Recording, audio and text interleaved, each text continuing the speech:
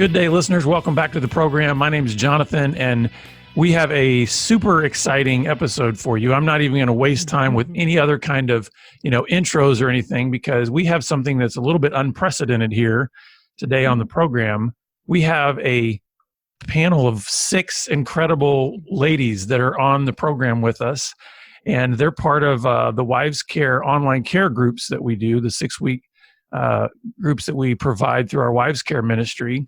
And I've got Gigi here with me, and she's our Wives Care coordinator. And Gigi, I want us to get to know these ladies a little bit, because you have put together an incredible team here of women who help facilitate these groups. And what we're going to want to do today is kind of learn from them why they got involved in this kind of ministry, and then even kind of unpack a little bit of what happens in the Wives Care, the 6-week program. So Yes. Can you give us a little bit of an introduction? And by the way, listeners, you're probably thinking, man, yeah, we haven't seen Gigi in a while. So it's good to have you back on the program as well, Gigi. Yes, it's a total joy to be here and to be here with my ministry partners and friends. So introduce them to you. It's been incredible the way God has put this team together, and the unity and the friendship that we enjoy, and the joy that we have in helping women that have suffered betrayal to find hope and find their bearings again. Mm-hmm. So just a little history here. I think it's been like 4 years ago, and I just want to mention Ronnie is not here with us today, but she's been a pioneer on this work with me. And she's the one who started the groups with me. From the beginning, God gave me good insight that I have my limitations and I needed partners in this. This is heavy duty to work with this kind of pain, walk with people in such delicate situations, right?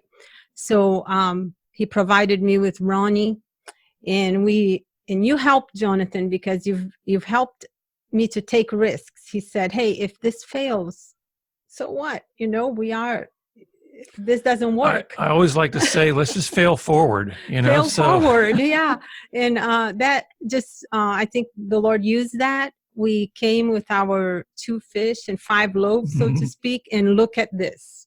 God has just given, equipped, in this ministry with the kind of heart and care that it needs, right? So I'm so honored to be able to be here with my friends. Yeah. And so we want our listeners to get to know you ladies. So if you guys could go around and share your name, and then just kind of what got you involved and what got you motivated to be part of facilitating these kind of groups to help wives deal with sexual betrayal trauma. Yeah. So maybe we could start with Marie. You came right after Ronnie, right? And you helped out with the groups. And can you tell us what drove you to minister in that way? Yeah. Well, I have my own betrayal story. And in the beginning of that story, and even throughout the journey, I have felt alone at many times. And just the whole idea that a woman would feel alone as she walks through her pain just breaks my heart. So I am here. What motivates me is just to walk alongside women so that they don't feel like they have to walk this journey alone. Thank you. Mm-hmm. Yes. And I just want to mention that your level of commitment is amazing. And you're not paid. You do this as volunteers, right? Mm-hmm. But I know that the Lord rewards you for what you do. But thank you. Yes, Marie. And then I think next came Sue. And Sue reached out and she said, hey, I just feel like God is calling me to serve women in this situation. And I said, well, great. Do you want to join the group? And so she came and attended the group, right, Sue? The Wives Care groups. And then God has just shown you how to move forward in this calling. So tell us more about that. Yes, it was absolutely a call from God. Actually, I received a phone call from Gigi from Brazil at 5 a.m. in the morning, and I don't think she realized the time difference at the time she was on vacation. Sorry. But the phone rang and I answered it, and she invited me to come and help volunteer in Wives Care. And I didn't hear that just as a call from her, but from God.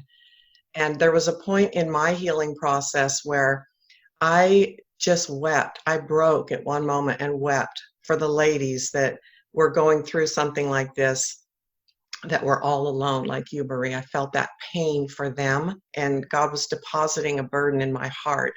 And my thing is, I don't want one woman to ever go through this alone. So that's what motivates me. Now I have a passion to walk alongside women and to help them through their journey. Oh, that's awesome. Thank you, Sue. And I think next came you, Jean. And I came across you through another means, right? And you're already a coach. And we just hit it off. And I just invited you. You want to come and serve at this ministry? And you did. So I'd love to hear about that. Yes, I really love the way God connected us.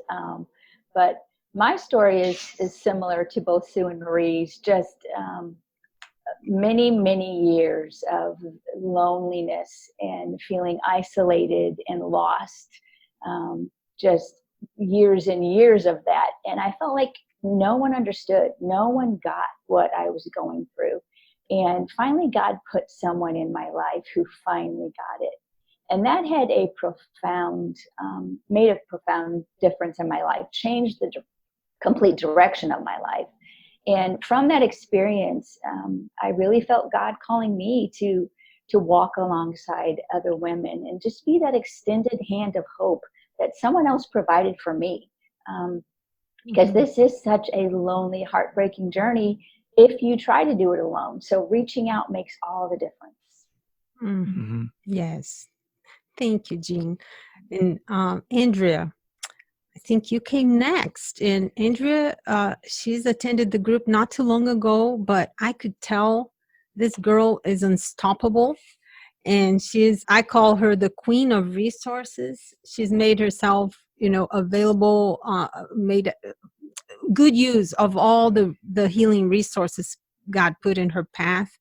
And so and then she also is a writer, and she likes Facebook, and I'm not a Facebooker. And she started serving, providing a private, healthy Facebook group that comes after the Wives Care group. So I'm just so happy that you accepted my invitation. So share what motivates you to do what you're doing. Yeah, so you mentioned that I'm like a recent alumni of the Wives Care group myself. So so I don't even remember how I learned about Wives Care. I can't remember. I mean, that was just a God thing, which pretty much everything in my path of healing the resources have been that way. It's just following the lead, following the path. But for me, exposure, as I call it, happened about 2 years ago, and at the beginning of April. And then somehow I was led to the Wives Care group, which was starting at the beginning of May, and dug in. And it was just such a gift after my world fell apart, to have that 6 weeks of Me Too's, of You're Not Alones, of the leaders. Gigi and Ronnie were my leaders in my group, of people who get it, who've been there.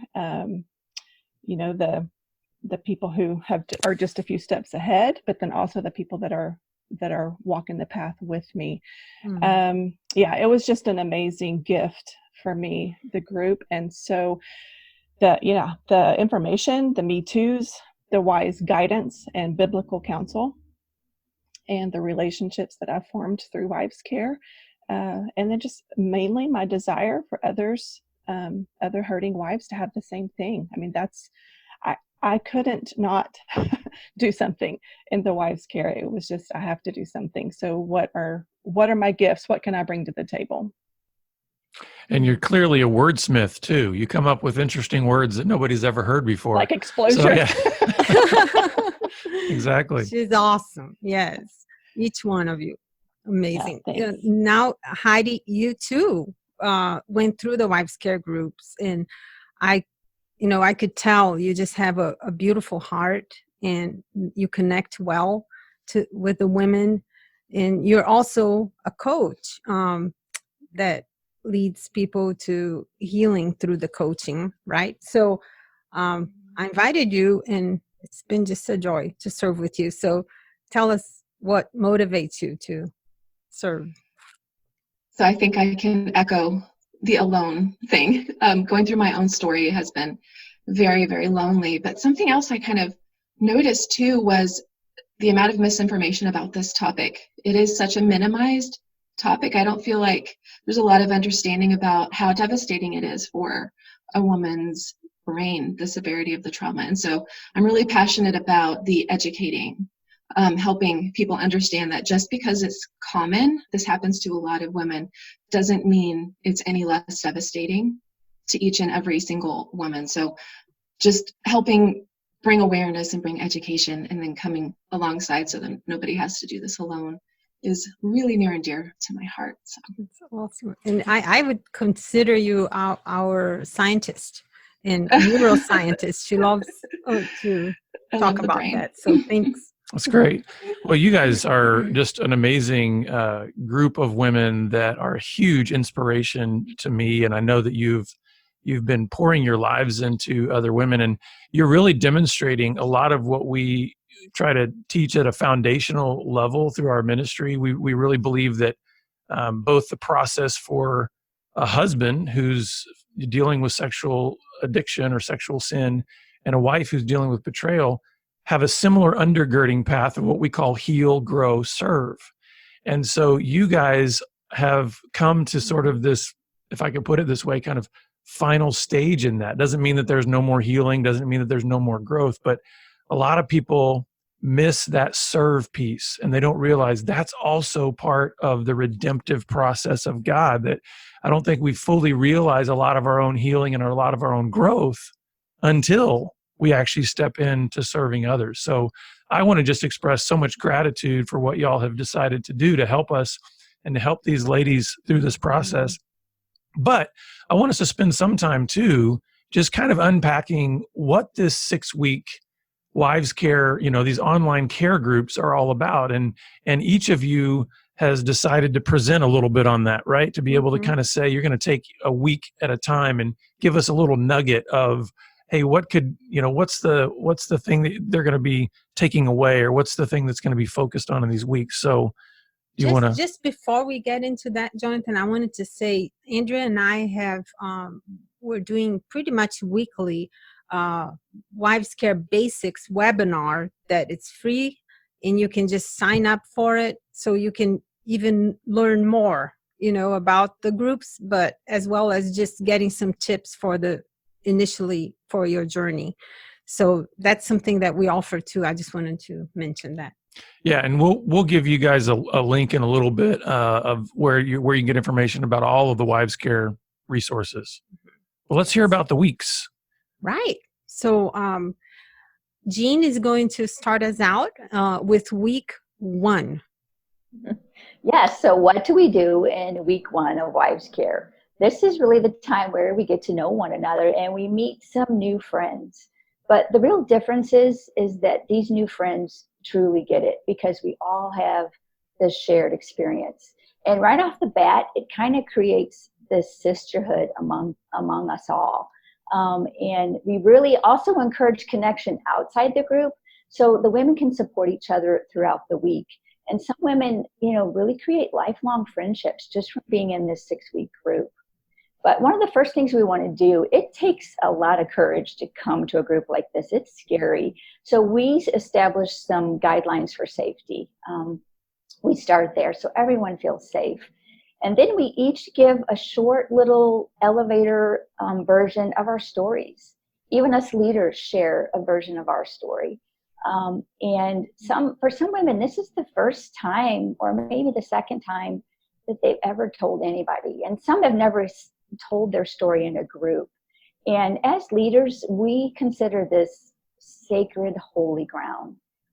After each woman shares, we actually take a moment of silence where we just bear witness to the deep pain and heartache that intimate betrayal brings, because there's just nothing quite like it. And after that, one of us leaders, we pray over each woman. And we just count that as a privilege to do that. And then we just give a quick introduction into what is betrayal trauma. And just naming it can be so validating for women, because naming this experience is like, oh my goodness, there's a name for what I've been going through. Because betrayal trauma is real. It truly does affect our brains, as Heidi was saying. Over 70% of women experience PTSD symptoms from going through this. So we give a short little intro to that, and then we talk about the 4 C's. And the 4 C's are really foundational to the Wives Care group. The first C is cause. You did not cause this. And that is so hard to swallow for so many of us, because we feel so at fault. The second one is control. You can't control your husband. And I can say, been there, tried that, doesn't work. That's the lesson that I think we all have to learn. The third one is cure, and you can't cure him either. His path to healing is his choice. But the last C is really the best C of all, and that is choose. We get to choose to embrace our own healing. And that's really, truly what Wives Care is all about, is how can we move forward? So that pretty much sums up week 1. Nice. Yeah, that's a good one. Good summary. So I think we have Heidi sharing our second week, which we deal with all these, the emotional upheaval that betrayal trauma brings. Mm-hmm. Yeah, so week 2 is very much empathizing with our ladies, our new sisters. Like Jean was saying, the significance of betrayal trauma is widely misunderstood. And so really educating and letting them know, here are some resources here so you can understand what is happening inside of your brain. Your brain is trying to make sense of something that is literally nonsense. And so our brain's working really hard trying to process, sort information, figure out what to do with it. It's pulling up old trauma information, trying to figure out, what do we do with this? And it can be very, very disorienting for a woman to go through this. People might say, oh, you're acting crazy. She might feel like she's crazy. And so really helping women know, you're not. This is your brain's normal job to try to sort through this stuff in this way. And so we like to introduce also the check-in, so that they can get used to sort of pausing in the moment and saying, how am I doing right now? How am I feeling right now? And so we ask them to come up with at least one feeling word each week when they show up, just a sort of emotional temperature taking moment, and to let us know, what are they doing to care for themselves? Self-care is big, and we bring it up and put it in front of their faces over and over and over again to help them habit form and realize this is incredibly important on the journey. And so something I want the ladies to know, as you're experiencing the emotions in week 2, it's so completely normal to rapid cycle through stress response, fight, flight, freeze, rapid cycle through stages of grief. Even within 5 minutes, you might be like to your husband, go away, come here, go away, come here. And it's confusing, but normal part of the brain. And so through this, it's really important to honor our need to grieve, to hold space for that. And we give the women exercises to do. There's an anger exercise to really unpack the depth of that, because it runs deep. A lot of women have been going through this for a lot of years and sort of had to stuff it down just to survive. So so that's week 2. Nice. Thanks. Yeah, I will share a little bit on week 3, which everyone here knows that it's my favorite week because we talk about something that it's not so easy to grasp, but it's an art form, is called healthy detachment. And it's learning how to let go of areas that God doesn't mean for us to manage, and really take, so that we can have energy to focus on what is for us to manage, which is in the scope of things, it's a very small area, but it's powerful when we're there and we're fully functioning and engaged, right? So we talk a lot about that. We talk about, just about gaslighting and not allowing blame shifting and manipulation to just take us away and distract us from what we need to focus on. So that's it's a really, I believe this is a very important part of the process. Mm-hmm. And I love it. Yeah. So week 4, we have Sue. Tell us a little more about boundaries, Sue. Yes, week 4, boundary setting. It is probably the most basic form of self-care, and we teach the ladies about what it looks like to set those boundaries. And it's so surprising when we're put in a situation like betrayal trauma, how little we know about boundary setting and just how important it is. And we teach them how it is not to punish or to control, but it's about protecting ourselves. And it can be challenging, and it takes a lot of courage to set boundaries. So we learn about standing up for ourselves, and even when others disapprove, and that's difficult because there's so much misunderstanding and lack of education and knowledge in general with others around our life, even our families, which can be quite painful and challenging. But we support and encourage women that your priority is to take care of yourself, and it is so necessary to set those boundaries so that you can heal. We talk about internal boundaries, such as choosing to get help, stopping negative self-talk, learning to have a voice in our relationships. So many women are just, holding it all in and not speaking how they're feeling and expressing what they need. And boundaries are really about getting those needs met, so that we can move forward in our healing process. Managing anger is another tool, connecting with safe people and creating space to grieve. Those are all boundaries, internal boundaries. We also explain the need for healthy boundary setting versus unhealthy boundary setting using a boundary chart. And it's a real visual that is quite helpful. So we go through that and explain each progression in each quadrant. So that's been a real help for many. And as women discover what they need, they're motivated to actually follow through and set those limits in their own life. And we understand that women are all unique and individuals, and what my boundaries might look like, their boundaries might not look like. But we provide examples from our own lives, what we have done, just to give them a visual of what a boundary might look like. So yeah, it's very, very helpful. And there's no judgment. We really are careful to keep that boundary for ourselves as well. There's no judgment. What you do in your life is for you, for your self-care, as opposed to what another woman does. So that's just such a safe place that is provided as we talk about boundaries. And again, I want to say setting boundaries can be challenging, and it requires courage. But to be, in a support group and to have that support that you need for your individual situation is just so helpful. And we get better at this skill as we practice. I sure do. Mm-hmm. Yes. Thank you, Sue. So Marie, can you give us a little glimpse of week 5 in relating to your husbands? Yeah, so week 5, we talk about relating to our husbands, which might seem a bit strange because it's our husbands that cause the harm. But in reality, when we gain an understanding of what is happening with our husband's brokenness, it becomes a beneficial step to our healing. It gives the wife an insight into that it's not about her. It's kind of like the first 4 C's that Jean talked about. It's not something that she caused. It's not that she's not good enough, or it's not about body image or anything like that. It's just something that's going on within inside her husband.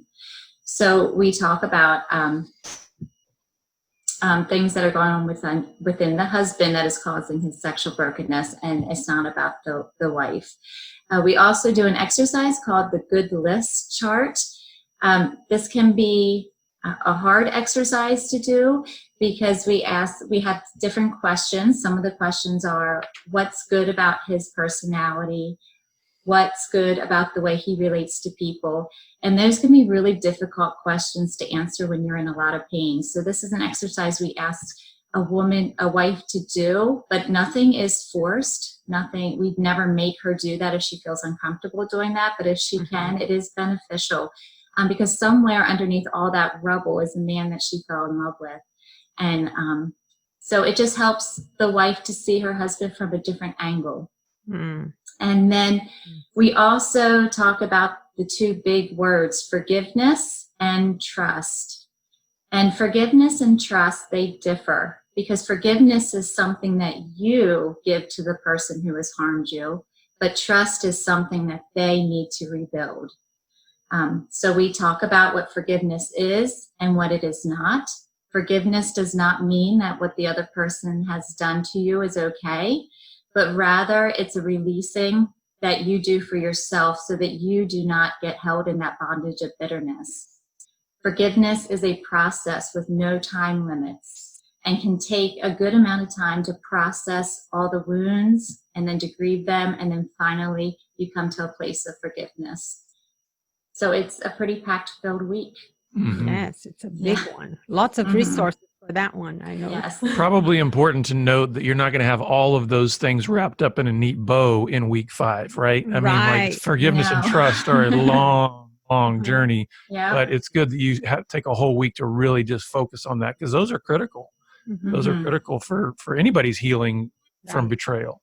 And just something that you mentioned, Marie, that we do offer resources and exercises, but we really, really leave it light-handed, open-handed for the women to decide what they're ready to do. Because healing is very unique for each one. And there some of them are, they've been in this journey for a while. Some of them are starting out. So we just let you decide what is appropriate for where you're at. So it's a good point to make too. Thanks for that, Marie. And then Andrea, I know you love to talk about self-care. It's a big one. And please just share a little bit about that last week. Yeah, self-care is very important to me. Sorry to interrupt you, Gigi. On our last week together in group, we discussed self-care, and it tags along very closely to what Sue talked about with boundaries. But one of my favorite quotes from Gigi from my group experience is something she said along the lines of, when we're experiencing big emotions, we need to ramp up our self-care. It's just going to take more effort in these days of healing. In our journey toward healing from betrayal trauma, the emotions are big. It's not selfish to think about taking care of ourselves. It's likely that many of us have spent our former lives focused on taking care of the needs of others. That's been our primary focus for most of us, and we're going to need to devote more time to ourselves, uncomfortable as it may seem. Our healing season is one where we need to continually ask ourselves what we need. And that's one of my favorite questions is, Andrea, what do you need? And then I figure out how to make that happen, as long as it's within moral and and good guidelines, good boundaries. Again, for most of us, this is not something that we're accustomed to doing. One of my favorite recent stories, actually, is when my daughter and I were, my adult daughter, and I had been in a deep discussion. And she turned to me and she said, "Mom, I'm just not used to you having boundaries." and while that made me sad for her because I wasn't meeting her needs, it was very revolutionary for me to realize I'm meeting my own needs. I'm taking care of myself. And that just meant so much to me to realize that. So in week 6, we discussed self-care primarily as a form of stewardship, which I love that that frame of self-care. And we dig into the ways that we can love ourselves well, mind, body, heart, and spirit. Simply put, we can't heal what we don't feel, right? So this is the time when we focus on paying attention to ourselves, and that is okay. The second great commandment in Mark 12 states that we are to love our neighbor as ourselves. This tells us that we must first love ourselves before we can love others.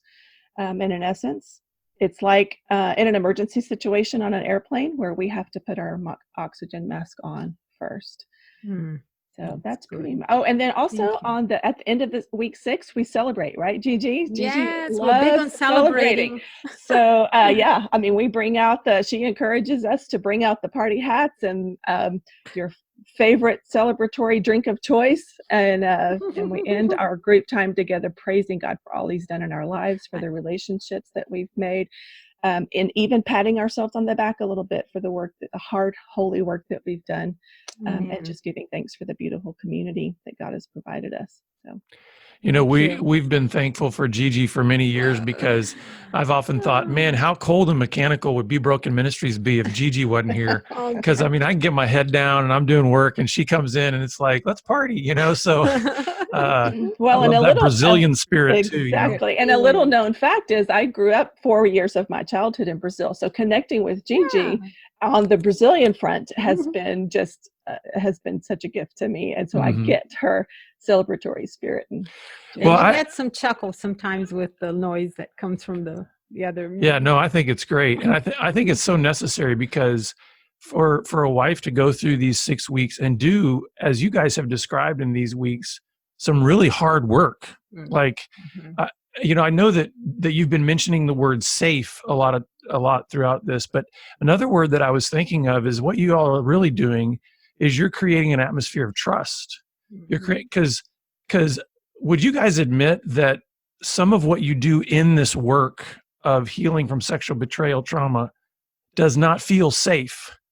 It's scary. Like you were talking about, sometimes it's scary to set boundaries if you've never done that before. It's scary to know, like, how do I go through the process of forgiveness and thinking about trust? And so sometimes it may not feel safe, but what you're doing is you're creating this atmosphere of trust where it's like, okay, but I can be with other women who get it. I can be with other women who have traveled this road and maybe are able to give me some insights that I can glean from them before necessarily having to get the same kind of bloody nose as maybe they've gotten on the journey. So I wanted to make a couple of observations, and then I would love for you guys, as we are kind of running out of time here, to then be able to think of just one statement that you would want to say to a wife who's listening right now, regardless of, the online care groups, just something that you would want to deliver to a wife from your heart, and just, what you would want to say.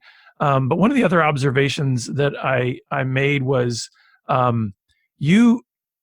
you all have demonstrated, just by what you've said, that also what you're trying to create and what is so necessary for a wife's healing is having this undergirding of grace. This undergirding of your value is not based on what anybody has told you, what anybody's brokenness has been dumped into your life. Like, you have this intrinsic worth because you are a daughter of God.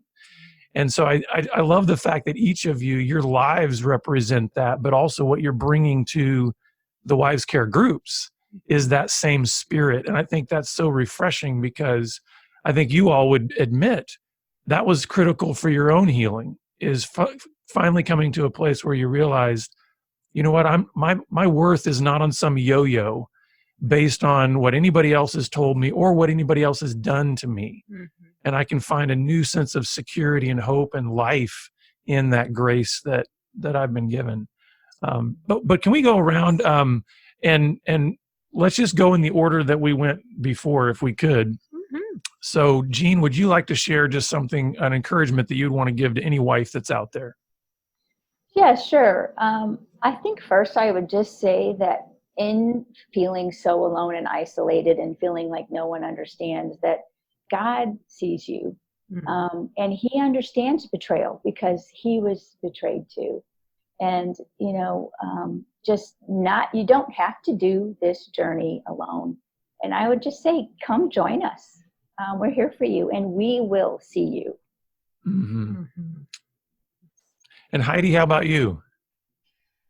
I just want to say to every woman out there that has felt minimized or diminished in their pain, I am so sorry. On behalf of people, on behalf of the church, if that's you, I want to extend that apology and say, we're here to listen and connect and support. Mm. Mm. Man, you're getting me emotional here, Heidi. That's just really powerful. Sue, how about you? What would you want to say to a wife out there? Yes, I would want to say the same words that were spoken to me early on in my healing journey. They were so powerful.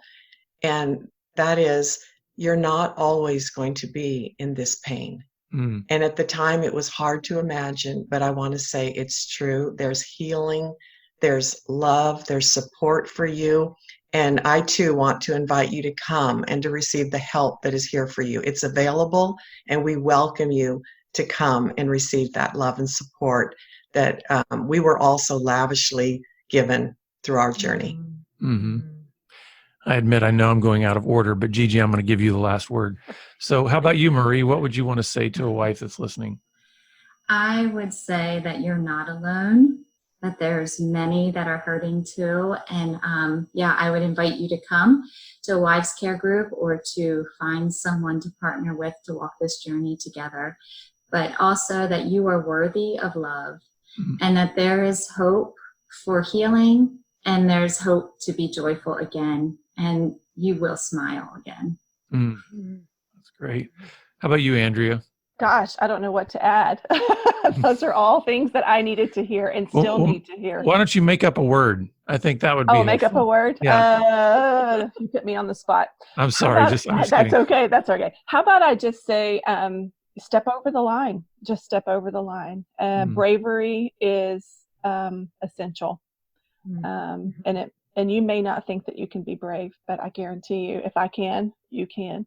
So join us, and don't do this alone. Courage over fear. Sounds cliche, but it's so true.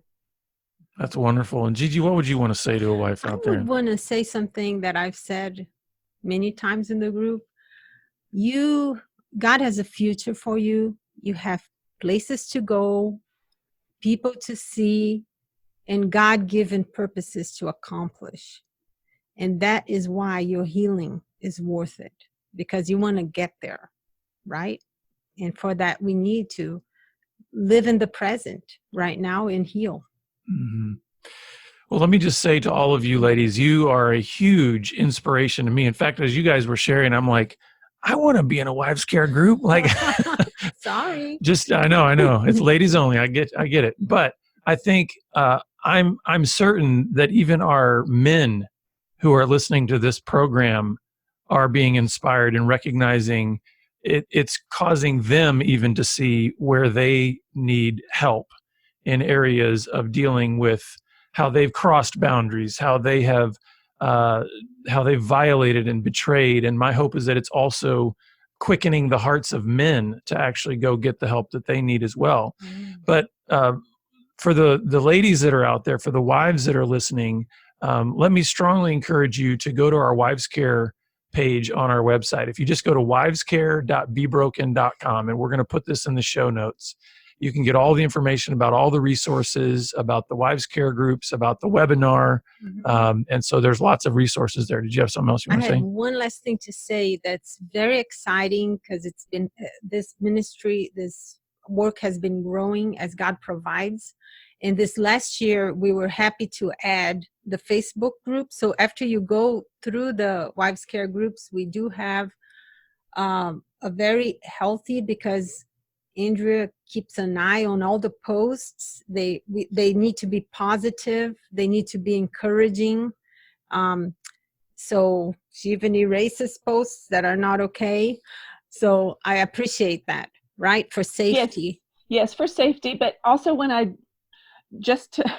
because that sounds maybe a little bit too harsh for some, but if I do take a post down, I always connect with the poster and make sure that that we're good. You know, Mhm. I'm not Yeah. heartless in that way, but I am Yeah. very, very sensitive to the group as a whole. Very loving. And we Yes. use the same guidelines in the group as we do in the Facebook group as we have done in the 6-week group. That's right. So it's a very smooth transition if everybody knows the guidelines. Yeah. And it's not a place for really husband bashing, Yeah. because our focus is in our healing, right? So Yes. that's one thing. And then we're doing also once a month, a one-time 1 hour touch point meeting that we get to all get together, and there's a devotional and a little breakout room check-in. So just a way to keep connected. It wouldn't be like your main source of support, but it is something. Something is always better than nothing, right? Just a point of connection to the community of all of us who've been through these groups. Yeah. So again, if you want more information about the Wives Care Ministry, just go to wivescare.bebroken.com. Ladies, thank you so much for your lives, your stories, your investment in the lives of other women. We are so grateful that you've been part of the program today. So thank you for being with us. Thank you. And of course, Thank you. yeah, listeners, we're always glad that you're with us. And we do look forward to seeing you back here again next time on the Pure Sex Radio program. Take care.